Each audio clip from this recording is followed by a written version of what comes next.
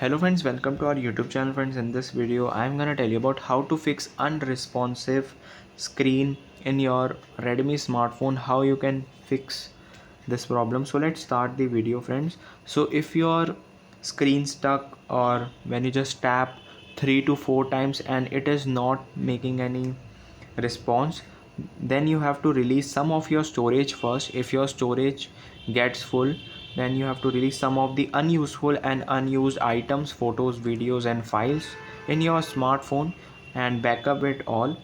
Then secondly, you have to click on the settings and you have to turn off automatically update, so it will not hang or device. You have to first click on software update and then you have to turn off automatically download feature.